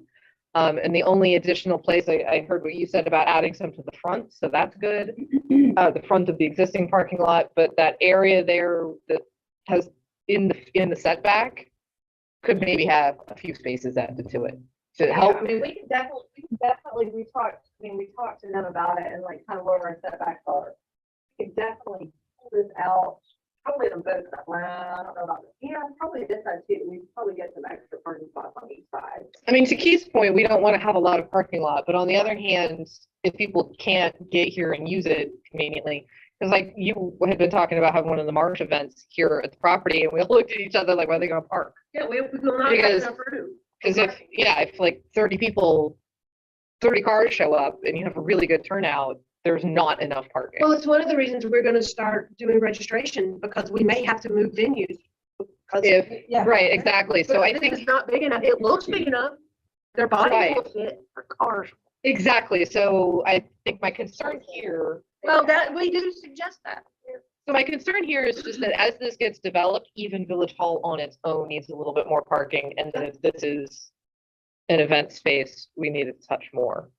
And especially with it tucked in the back and not super visible. Well, it's not, to me, it's less about visibility. I mean, yeah, that too, but it's that it exists at all. I mean, between asphalt and grass, that, I hate asphalt more than grass, but that. But yeah, still on my neither of list. them are, neither of them are really solving an ecological problem. No, exactly. But I think getting to that balance of use versus, the urban forest, a smidge more in that back left corner.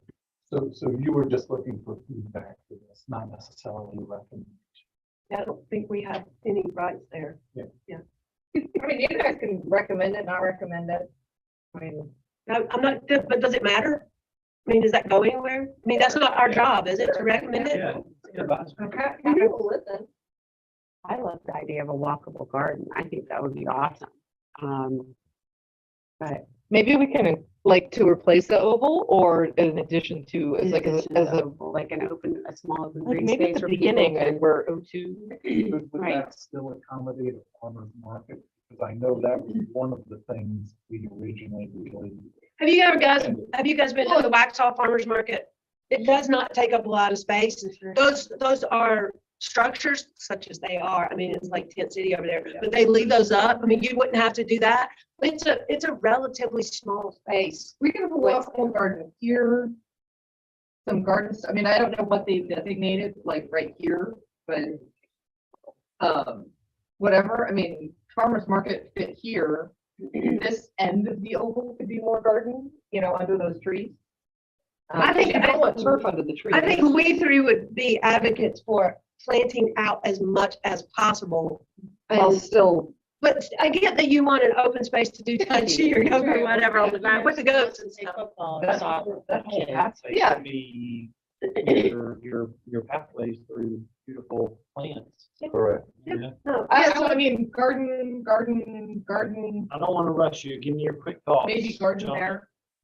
Yeah, I would say that as a board, do we agree that, we would recommend? Which plan number is this, does it say? You just said there's- It's the only plan number. Okay. Village Hall Amphitheater Plan. We would recommend the Village Hall amphitheater plan with the amphitheater itself potentially developed further down the line. So moved. Wait, wait, yeah, I would want- No, I know. Yeah, I would, this plan is fine. I would want to focus on the amphitheater being a, if it does happen, that it is a accessible to the audience thing, not just this high way up, like Symphony in the Park is, and I don't think that's what you're gonna do, but also more plants. More plants, less open space. Not, I mean, you know what I mean? As many plants as we can shove in there, I'm all about The that. amphitheater almost being just a stage. Yeah, on the ground level, Without it- yeah. Without it being. And electrical, you need electrical. In concert with the surrounding. Yeah. And it's just more accessible to the audience, if We that's took the. my daughter's class to the zoo, and the one at the zoo is like made Yeah, of yeah, yeah. wood, and it's literally this high. Yeah, you want some probably just for water, Stand up. because then you can do presentations on it and stuff. I really haven't formulated it. Thank y'all. Right, the next item on the agenda is, Village Hall landscape. Okay, so this is, to really go in conjunction with this current, what we're talking about, we have 10 minutes for me and Jen and Austin have to go, so. And We there. just have two other new business things that should. So, Village Hall landscaping. Jen gave us a beautiful, lovely design, which we love it. And Eric is getting quotes on it, and it is ridiculously expensive to plan it, to do it, to get the plans. I'm assuming that they are marking up the plan. So my question to this group is, are you got, what are you saying, what are you shaking your head at? Nervous. Go for it. No, my question is, would this group be willing to donate some of their time in order to help secure the plants and get them to Village Hall? Was this not what we were talking about? But I heard about it. Okay, Tree Center. Wait. So I sent a message to somebody, now I don't remember who all it was, but because of this tire dump project that he's gonna talk about in a minute, we're gonna get hundreds of plants theoretically from North Carolina Wildlife Federation. They are not, We don't know. that's what I'm trying to get. I'm trying to get that list so that we can compare it. I haven't gotten it yet, but those will be donated. Well, not donated. We're going to work our butts off to get them, but those will be available. They will not cover all of your plants. They might cover 25% of your plants. I don't know. So that is an option. I just don't have all the details yet. Right, so we need And that. I sent it to Christina. That's what I Yeah. sent it to. There are also retail outlets that carry, like all of the plants there, I tried to source from things that are readily available. Southern Living plants, things that you see, like if you go to Pike's Nursery, this stuff is on the ground there. So that's my it's question. all available retail, but I don't know if, say, for example, the Tree Center retail with their 20% off discount is any better than a wholesaler marking up. I don't know. Well, not for Percent. nothing, but that's retail. And I don't know if any of you bought wholesale plants, but they're a fraction of It's retail. probably 50%. Yeah, but then the planters are marking them up, so it kind of gets to be this thing, well, is a retail cost any better?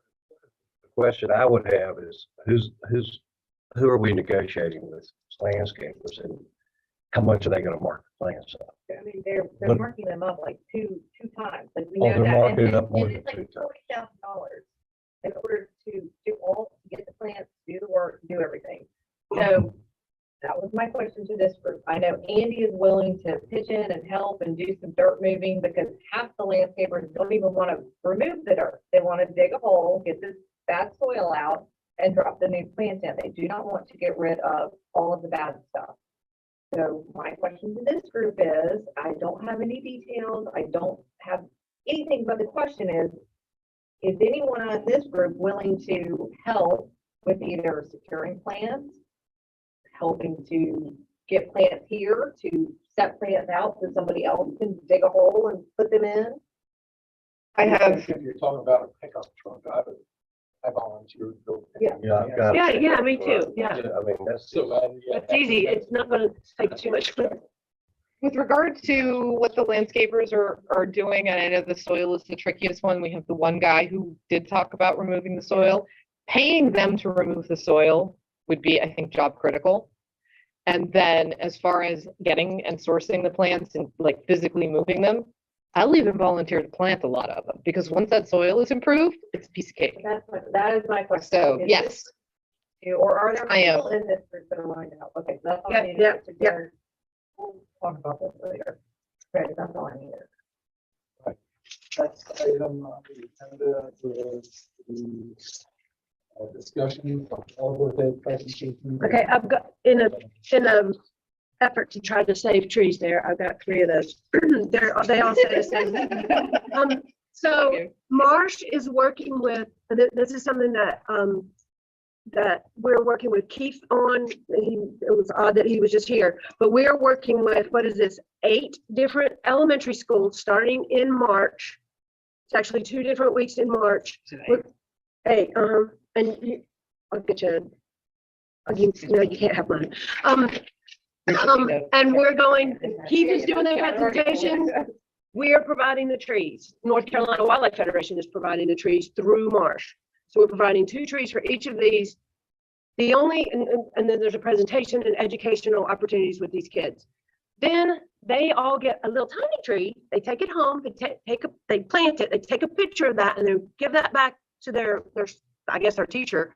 And whoever does the most of those gets a free pizza party. Well, it's not free because somebody's got to pay for it. So one of the things that first I wanted you guys to know that this was happening. It was interesting that Keith was already here. So this is happening. It's happening soon. So you kind of got it in your mind. But I'm also asking for if there's any funding opportunities for those pizza parties. They will not be wildly expensive, but otherwise they're coming out of Marsh's money, which there isn't much of. So I'm just throwing that out. I don't know who to talk to about funding. Well, we can. Well, I guess that has council. But I'm trying another way. Yeah. Yeah, council might have some, and then I don't know if there's any. I just don't know what the process for that is. And it would, okay, I will do that. That was good. That's what I Yeah. was thinking, is maybe a sponsor will pitch in. Yeah. Not for today's discussion, but John, as we collected the $2,000 for the growth fund, where Park Rec and Greenway members contributed to that activity, we might want to ask this group to contribute to the pizza activity of the little bit of stipend money we get. Because I think it's worthwhile in terms of teaching our children about environmental opportunities. The new pastor at Banks who wants See, to there get is a new one. involved. Yeah. He is connected with Hungry Howie's. It's very proud. And And what is his name? Michael Crowder, I'll get you his. Thank you. Send me his stuff. Okay, so good point. That I didn't even think about that. I hadn't gotten to this point, just trying to get to here took a while. So what Bob just said was last year, John, you, me, and Dan all donated our stipends to Marsh, basically, and it happened to go into the Union County Foundation thing. We're not doing that anymore. So we're just asking if you guys would be willing to do some or all of yours. We're donating ours to Marsh. So if you want to do that, you know where Bob lives. And he's always there like this. Anyway, if you'll send me his information, I will talk to him and he talked to him anyway. Awesome. All right. Thank you. Discussion of the tire dump, Bob. Yeah, we have approximately 150 to 200 tires sitting over near Marvin. And it's just in a wetland, and the tires are disintegrating, and the chemicals, the methane gas going into the creek. So it's an environmental issue. How did this even happen? Well, We don't have time for that, but whatever. Okay. It's been over the years. Some of these tires according to Liberty Tire, some of these tires go back into the 80s and 90s. They're white wall tires. Just give you an example. Yeah, okay. So, and they're biased, so they cannot be recycled. They have gotten taken out and dumped in the appropriate place. Mhm. So, Milan, who is the HOA president for Marvin Creek, is right now trying to get volunteers. And as I understand, Kimmy's going to be meeting with council 6 tonight. I think that's right. Maybe on open topic. Yeah, I think it is. I think it is. But anyway, it's scheduled for the 25th. We need all available bodies. These tires weigh 40, 50 pounds a pop. Derek's been out there with me. Jennifer's been out. John's been, everybody's been out there to see this. But it's on the 25th. It'll start at 9 o'clock. As of March right 25th or February 25th? February 25th. As of today, Milan's gotten 4 volunteers. Obviously, he'll be there. Hopefully, John might be able to make it. Jennifer said she could make it. But we need 30 to 40 people because we don't want to carry tires. We want to roll tires. So the more people we have, we can roll them out of the carry them out. I'm going out there tomorrow. I'm chainsawing a path from the tire dump out to the sidewalk. So that'll be done. So right now, the only reason February's our target date is because we want the snakes to be as calm as they can be, because we'll run into a couple, I'm sure. So, and we don't want to do it in the spring. So that's the magic of February.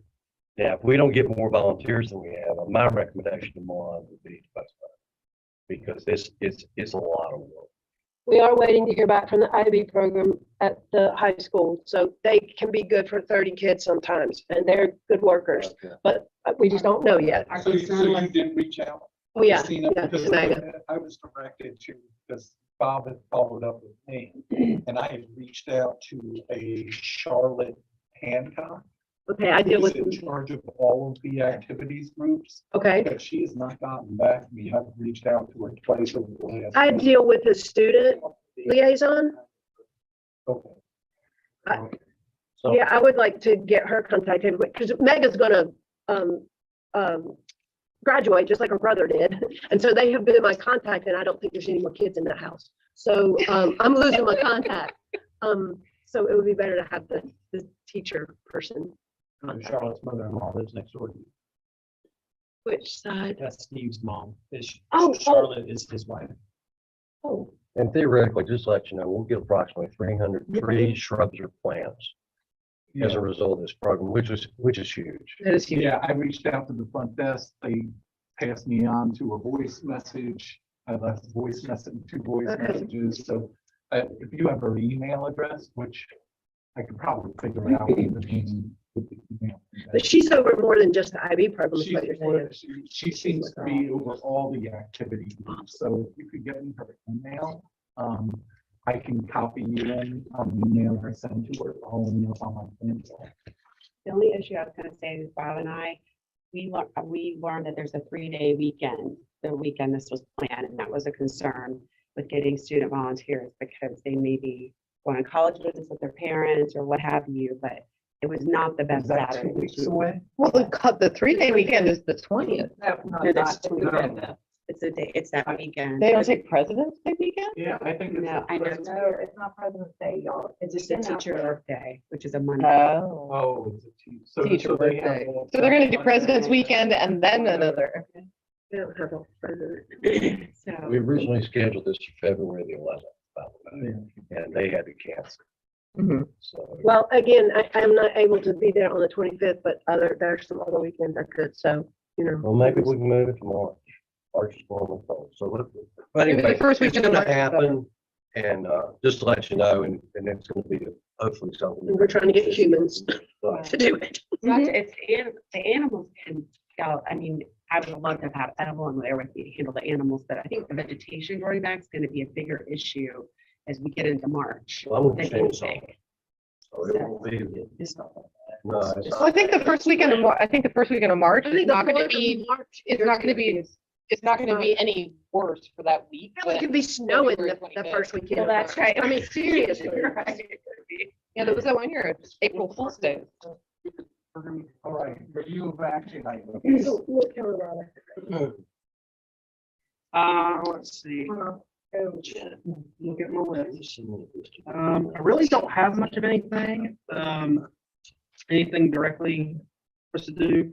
We'll keep you all updated on the landscaping. Give me feedback on the trails. Yes. That's pretty much it. All right, review of the ongoing action item list. I don't, I'm sorry. All right, any board member comments? Oh, okay. Do I hear a motion on the table to adjourn the Village of Marvin Parks Recreation Greenways meeting on Tuesday, February 7th at 11:04 a.m.? So moved. Seconded. All in favor, say aye. Aye. Aye. No, my brother, with some nurseries, he can buy wholesale. Okay. And as long as we don't ask for something crazy, I think he might be willing to go.